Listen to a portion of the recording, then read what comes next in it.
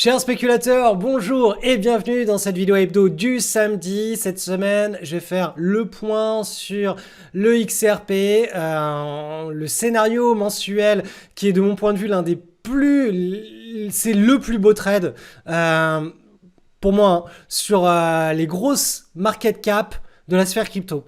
Cette asymétrie positive, elle a un potentiel qui est absolument extraordinaire. Quand on regarde le graphe, il nous dit énormément de choses et on est actuellement sur des niveaux extrêmement pertinents pour faire ce genre de pari. C'est un pari sur lequel on peut perdre 100% de sa mise. C'est comme ça qu'il faut réfléchir. Mais par contre, c'est un pari sur lequel on peut faire un x10, x15. Alors, n'en déplaise tous les détracteurs qui me disent que la market cap, si elle fait x10, nanani, nanana. Ouais, ok, bon, ça c'est une chose. Si on écoute cette même logique, la bourse, il y a 20 ans, il y a 30 ans, il y a 40 ans, on n'aurait pas investi dessus parce qu'on n'aurait pas imaginé à quel point l'économie mondiale puisse se développer autant et qu'il puisse y avoir autant de switch dans les indices boursiers d'anciennes compagnies avec des nouvelles, que les nouvelles grossissent aussi rapidement, que l'ère numérique développe de tels lifestyle, de telles compagnies, telles que fait... Franchement, il y a 30 ans, on vous aurait dit le monde ressemblera à... Facebook, à Amazon, à Apple, à tout ce qui est à l'intelligence artificielle qui est en train d'arriver, à Tesla, à tout ce qui se met en place. On vous aurait dit ça, personne n'y aurait cru. Pourtant, voilà, toutes ces choses se mettent en place. Donc, il faut partir sur des choses, sur des constats d'analyse qui ne dépendent pas de nos croyances, mais de choses qui sont factuelles en face de nous, avec un niveau de volatilité, une pattern graphique, et surtout un money management. Est-ce que à ce moment-là de l'histoire du graphique, on peut avoir une explosion littérale, un mouvement stratosphérique sur l'actif qui se présente face à nous. Et dans 99,99999% des cas, ce n'est pas le cas. Le XRP, on a cette potentialité. Est-ce que ça va se réaliser? Je n'en sais rien, mais on a cette potentialité. Et moi, quand j'ai ce type de potentialité, je la saisis. Après, chacun fait ce qu'il veut. Moi, je suis pas là pour vous donner des conseils boursiers. Je partage juste mes images mentales. Je partage de temps en temps quelques trades que je fais et je vous explique d'un point de vue pédagogique le pourquoi du comment de mes prises de décision. Ça s'arrête là. Donc, première partie de la vidéo sur les cryptos. Deuxième partie, on va faire un petit peu d'euro-dollar parce qu'il y a quelque chose d'intéressant sur différentes unités de temps qui est en train de se mettre en place. Sur l'or et puis sur les indices boursiers, puisque les indices boursiers sont en train de valider semaine après semaine l'état d'un nouveau bull market. On est en train d'entrer là actuellement dans un nouveau bull market. Personne ne veut y croire, mais c'est ce que nous disent les graphes. Donc voilà, il faut suivre les graphes. Allez, c'est parti pour le petit point crypto. On va commencer par le XRP. XRP, je vous le montre en mensuel. Pas besoin vraiment de descendre sur les unités de temps inférieures puisque le graphique qui nous intéresse, c'est du mensuel. C'est un trade potentiel en mensuel, donc sur une grande unité de temps.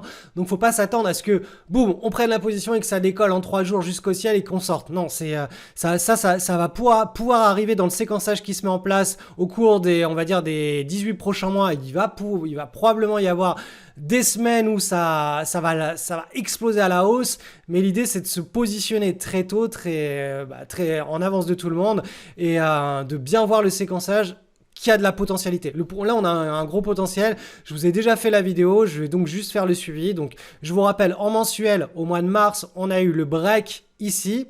On a eu un deuxième mois, donc le mois de mai, qui s'est terminé il y a une dizaine de jours. On était à nouveau au-dessus du pivot. Et là, le mois de juin, qui est un mois en cours, on va voir cette barre bouger, on est à nouveau au-dessus du pivot. Donc, on est toujours dans une dynamique où on a un grand triangle qui est en train de se mettre en place. Je vous rappelle que ce triangle, tant qu'on n'avait pas cette validation ici d'un petit double creux, on ne pouvait pas dire que c'était un triangle, parce qu'on ne savait pas si au final les cours n'allaient pas casser vers le bas cette petite consolidation et se retrouver dans quelque chose où les cours au final descendent beaucoup plus bas et ce n'est pas un triangle. Là, vu qu'on a eu... C'est comme ça qu'on fait des scénarios avec des anticipations. Vu qu'on a eu cette cassure, on se dit, ok, donc là, vu qu'on a cette cassure, on part du principe que ça, c'est un point d'inflexion. Donc que la petite tendance ici, celle qu'on voit là, elle est terminée, puisqu'on a une latéralisation et on casse vers le haut. Donc, si cette tendance est terminée, qu'on est dans un rebond et qu'on relie les deux points hauts, et qu'on relie les 2 points bas, on a un triangle. Ok, bon, ce triangle, il s'inscrit dans quelle dynamique? On regarde sur le long terme, c'est une dynamique haussière, parce qu'on a eu une énorme vague d'impulsion ici. Là, en gros, ce triangle, c'est une latéralisation. Si on est dans un vrai cycle haussier, eh bien, ça veut dire que là, le triangle est un triangle de continuation haussière. Donc, voilà comment eh bien, la dynamique, mon analyse en tout cas, s'organise pour me dire, OK, on est sur une classe d'actifs où on a une volatilité qui est hors du commun. Pour l'actif en lui-même, la volatilité est normale, mais la classe d'actifs en elle-même, par rapport à toutes les autres classes d'actifs du monde entier, c'est un peu la fête hein, pour un spéculateur. Ça veut dire que je prends une position, là, je mets un jeton, je peux potentiellement en gagner 10. Il n'y a pas beaucoup de... Enfin, ça n'existe pas, hein, les paris avec de telles asymétries positives. Donc c'est pour ça que vraiment les cryptos, c'est un truc qu'il faut pas lâcher, c'est un truc qu'il faut surveiller. D'ailleurs, je vous prépare quelque chose, vous verrez bientôt dans les prochains mois, il y a un énorme truc qui est en préparation de mon côté sur cette histoire des cryptos, parce que ça fait énormément de temps que je travaille la question avec la team, et voilà. J'en dis pas plus. Bref, le XRP, il est toujours dans une situation où bah là, on est censé pouvoir aller chercher le haut du triangle. Une fois qu'on sera sur le haut du triangle, ça constituera un point dur. Il va falloir qu'on consolide, qu'on break ce grand triangle par le haut, par un petit triangle, par une petite latéralisation. Et là, le scénario va pouvoir se libérer. On pourra avoir l'accélération. L'accélération ne peut avoir lieu qu'une fois qu'on est sorti hein, de cette grande latéralisation. Donc, vous voyez bien le séquençage. C'est des paris qui peuvent se mettre en place sur ce qu'on appelle du pyramidage, c'est-à-dire première prise de position sur la zone actuelle, deuxième prise de position sur la cassure de ce grand triangle, ça nous fait 1, 2, boum, ça accélère. Et quand on est en mouvement de ce que j'appelle moi un hyperclimax run, quand les cours montent de manière tellement verticale que c'est insoutenable sur le long terme, c'est là où on va chercher à sortir de position et c'est au même moment où tout le monde entrera à droite, à gauche, que les médias vous diront ça y est, le XRP, ils ont gagné, ils sont trop forts, machin. C'est là où on sera en train de chercher un point de sortie. Donc voilà le suivi de l'analyse de cette opportunité sur le XRP. Alors le Bitcoin cette semaine s'est pris un petit coup de stress du point de vue des news. Je ne vais pas vous refaire le scénario. Juste ce qu'il faut constater, c'est que quand on a une mauvaise news qui est absorbée aussi rapidement, ça veut dire que le flux derrière, hein, le flux reste acheteur. On est effectivement dans un marché haussier qui est engagé. On est en train de latéraliser et vous voyez que là, cette semaine-là, on a eu une mèche qui allait chercher très bas. On est revenu ici sur les niveaux. Donc là, ce support tient vraiment très très bien pour le moment son rôle et on reste dans la logique d'une latéralisation. Et cette latéralisation, une fois qu'on s'en extirpera, on pourra commencer à assister à des accélérations successives. Donc là, rien n'a changé sur le Bitcoin. Et puis, ce qui s'est passé cette semaine, très mauvaise news, quelque chose qui est censé impacter de manière négative à court terme le Bitcoin. On voit que sur les graphes, finalement, ça, c'est quasiment invisible. C'est-à-dire que si on vous met un graphe ici du Bitcoin, à aucun moment vous dites pendant cette semaine-là, les marchés ont été stressés. Alors moi je suis pas capable de vous dire à quel point une news est bonne ou pas. C'est dans mon entourage. Quand on revient vers moi et qu'on me dit Cédric, t'as vu ce qui se passe sur le Bitcoin, etc. Si j'ai 1, 2, 3 personnes qui me reviennent et qui me disent ça, je me dis oula, dans l'inconscient, même dans le conscient des spéculateurs sur le marché des cryptos, c'est quand même quelque chose qui les stresse. Donc ça devrait se ressentir sur les cours. Et quand sur les cours, on voit que c'est absorbé de manière aussi rapide et aussi propre, au final, ça veut dire que derrière, il y a vraiment des acheteurs et que la psychologie reste pour le moment intacte. Elle reste celle d'un marché haussier, à savoir les bonnes news sont la plupart du temps amplifiées et les mauvaises news la plupart du temps très rapidement oubliées. Et petit point rapide sur l'Ethereum, donc l'Ethereum est toujours lui aussi sur sa zone de support ici, donc on est en train de potentiellement construire un petit point d'inflexion là, hop, donc là, je vais vous redessiner cette histoire, voilà, on serait dans ce petit scénario, donc là, si on casse par le haut ce petit point d'inflexion, donc là on a fait on aurait fait le premier creux donc sur le support. Donc là, on serait allé chercher une fois. Là, cette semaine, avec le petit stress, on sera en train de construire le deuxième creux. Et si on casse par le haut, on aura un double creux. Et on pourra aller chercher le haut, le pivot, stabiliser sous le pivot, puis après libérer le mouvement. Et là, on aurait potentiellement, si tout cela se met en place, on aurait un trade. Si tout ça, tout ce que je vous raconte, ça ne se met pas en place, peu importe, on reste cash et on prend pas de position sur des choses sur lesquelles on n'a pas une clairvoyance et des asymétries qui se présentent face à nous. C'est pas l'idée. L'idée, c'est pas de sauter sur tout ce qui bouge, c'est vraiment d'attendre des scénarios qui correspondent exactement ou on va dire à 80% près à notre image mentale. Si ça ne correspond pas à notre image mentale, c'est qu'on n'a pas d'opportunité, donc on passe à autre chose, on reste cash. Analyse de l'or coté en euros, donc une nouvelle semaine de latéralisation, ça fait 1, 2, 3 semaines que l'or coté en euros ne bouge plus et on est comme on l'attend par tous ceux qui comprennent comment se forment les cours, comment évoluent les cours quand on est dans une psychologie haussière de marché,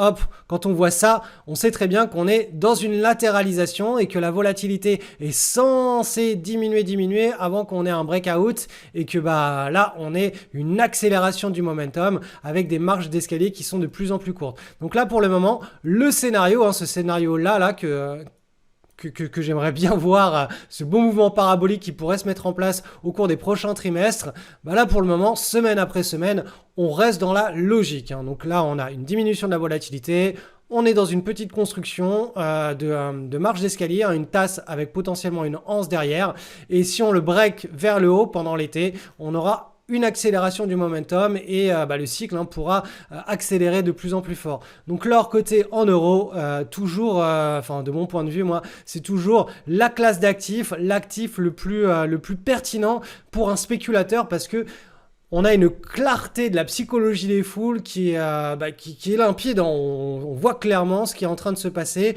Et l'idée, quand on spécule, c'est et qu'on veut prendre des positions, c'est de ne s'investir que sur des choses qui sont très simples et très claires à analyser, les entrées, les sorties, la lecture des graphiques. Tout ce qui est un petit peu compliqué, on n'y voit pas clair, on abandonne, on reste pas dessus. Et il y a très peu d'actifs à un instant T sur lesquels on arrive à obtenir des visions, des images comme ça qui soient aussi claires. Et chaque année, c'est un nouvel actif qui se met en place. Donc ça d'ailleurs, je vous apprends à le faire pour lire ces grandes tendances sur du mensuel, donc spéculer sur des grandes unités de temps. Ça, je vous apprends à le faire dans ce que j'ai mis en place dans un programme qui s'appelle Rentabilité Maximum. Donc c'est un peu hype au niveau marketing, mais derrière, c'est de la spéculation sur les grandes classes d'actifs, sur les grandes unités de temps qui vous permettent de surfer des grands cycles macroéconomiques. Donc que ce soit sur les matières premières, l'or, le café, le jus d'orange, que ce soit sur les grands indices boursiers, que ce soit sur l'indice boursier de la Chine, sur les obligations, peu importe. À partir du moment où c'est une grande classe d'actifs et qu'on a des grands mouvements qui se mettent en place sur du mensuel, on va aller trouver des points d'entrée uniquement sur les séquences sur lesquelles on a une clarté qui est magnifique. Je vous ai préparé 3 vidéos si vous voulez les voir. Le lien est en description et vous allez, je vais vous montrer sur ma plateforme ProRealTime comment est-ce que j'organise tout ça, le type de points d'entrée que l'on peut saisir sur des unités de temps mensuelles, pourquoi ça ne marche pas ce type de choses sur des actions individuelles, parce que les actions individuelles ont beaucoup plus de volatilité et des cycles qui sont beaucoup moins longs que les grandes classes d'actifs. Donc bref, tout ça je vous l'explique, le lien est en description. Et pour le coup, l'or ne fait pas des fois cette analyse. On est depuis énormément de temps, depuis plus d'une décennie, dans un énorme cycle de hausse sur lequel on a une très très belle limpidité, des patterns qui se construisent et prendre des positions, renforcer des positions, faire du pyramidage à la hausse dans ce type de mouvement de marché, c'est pas que c'est facile, parce que rien n'est facile en bourse. En fait, le plus difficile en bourse, en réalité, c'est de s'abstenir de prendre des positions sur les actifs qui ne sont pas dans ce type de séquençage. À partir du moment où vous avez la patience, la rigueur de vous ne concentrer que sur ce type d'image, mais la bourse devient beaucoup plus facile. Parce que quand vous n'avez pas d'image comme ça face à vous, vous ne tradez pas. Et croyez-moi, sur les actions, 1 an et demi, quasiment sans aucun trade. Hein. Faut quand même savoir ce qu'on fait. Hein. Quand on se dit, bon bah, semaine après semaine, mois après mois, pas de transaction, pas de transaction, pas de transaction, pas de transaction hein, sur les unités de temps hebdomadaires. Il faut vraiment savoir ce qu'on fait. Hein. La plupart des boursicoteurs ne savent pas du tout ce qu'ils font. Ils achètent des histoires, ils écoutent BFM, ils lisent un article de journal, ils regardent ce qu'un gros investisseur a fait. Ils disent « Oh, l'histoire me plaît, le gros investisseur a fait ci, a fait ça, j'achète. Le graphique a l'air pas trop mal, ça a suffisamment baissé, j'achète. » Et voilà, leur raisonnement s'arrête là. Et le raisonnement est basé juste sur du storytelling, qui n'a rien à voir avec des images, des gros mouvements de foule, avec des anomalies statistiques. Non, c'est ce qu'on appelle le boursicotage et c'est tout simplement pourquoi 98% des boursicoteurs perdent parce qu'ils achètent des histoires. Donc les histoires plaisent, mais ça ne matche pas avec l'image de la bourse. Pour pouvoir exploiter des mouvements de bourse, on n'achète pas des histoires, on achète des comportements de marché. On achète des mouvements de psychologie des foules où potentiellement on a des fortes asymétries positives, des accidents positifs de richesse. On n'achète pas des histoires en bourse. L'histoire, ça peut être le truc qui se rajoute. Voilà, on a trouvé un graphe sur l'or, ça nous plaît, tout est en phase. On peut aller analyser derrière ce qui se passe d'un point de vue fondamental. Cycle de taux d'intérêt négatif, cycle inflationniste, guerre, les BRICS qui veulent créer une nouvelle monnaie rattachée à de l'or. L'histoire, on peut la créer derrière, on peut aller la trouver. Mais en réalité, cette histoire, on peut exactement trouver l'inverse de cette histoire. On peut très bien se dire, mais non, mais l'hégémonie du marché américain, l'or n'est qu'une relique barbare, ça ne sert à rien l'or, ça ne peut que chuter, etc.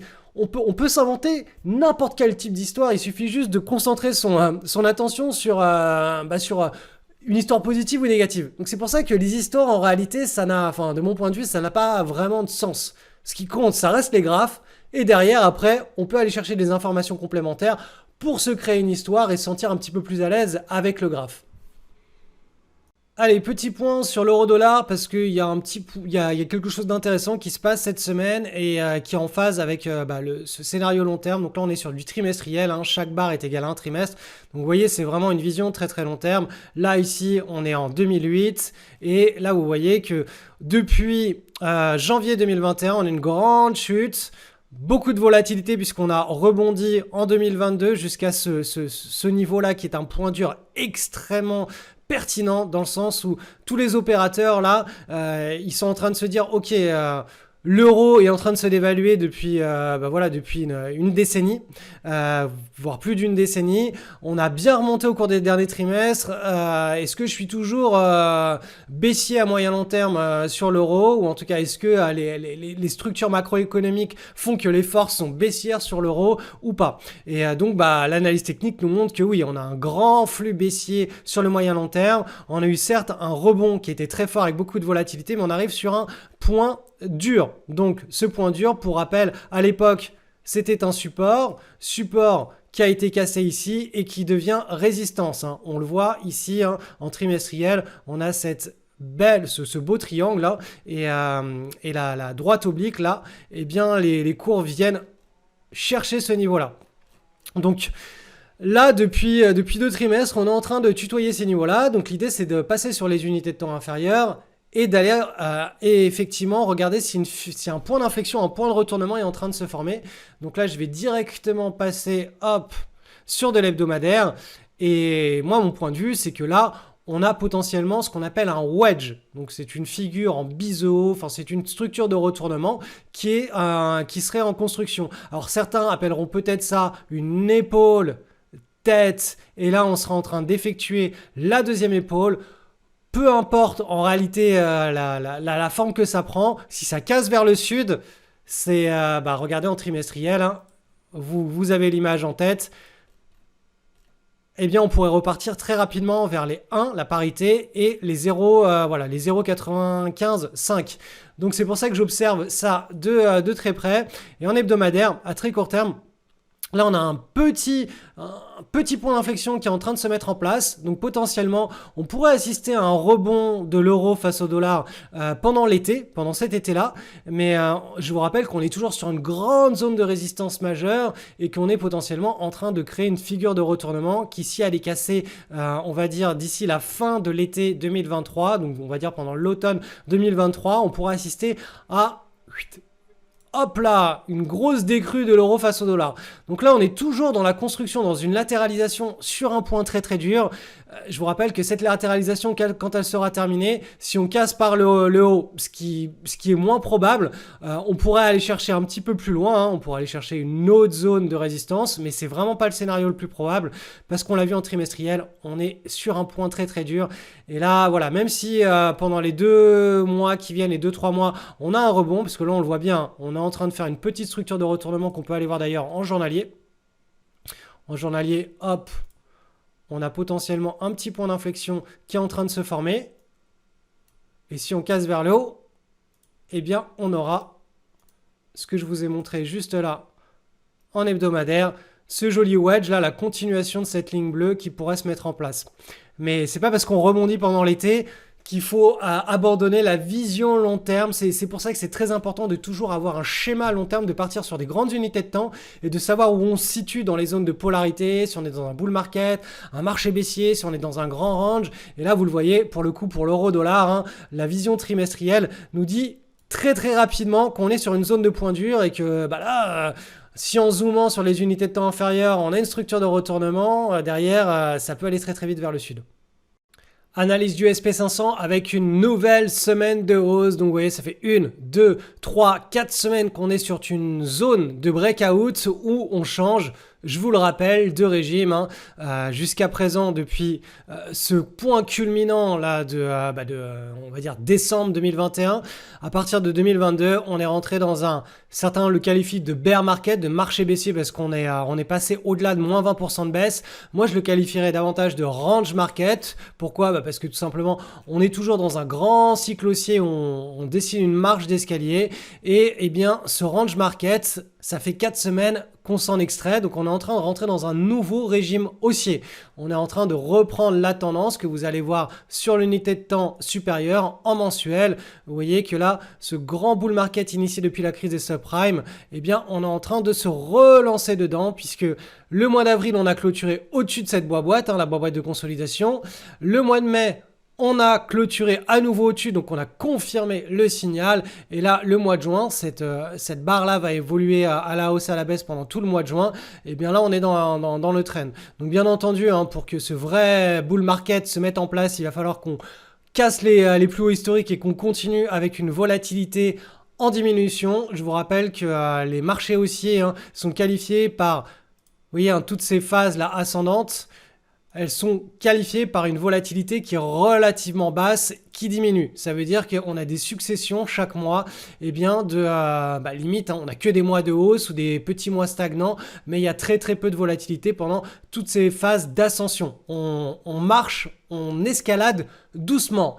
On saute pour descendre, on saute dans le vide. Par contre, dès qu'il faut escalader, forcément, c'est plus dur. Donc, on prend son temps, on s'agrippe à des bonnes prises, on y va doucement. Voilà, c'est un petit peu l'image que l'on peut avoir quand on est dans une jambe haussière de bull market. Donc là, voilà, la volatilité, on voit qu'elle diminue. Hein, ça fait le mois d'avril, le mois de mai.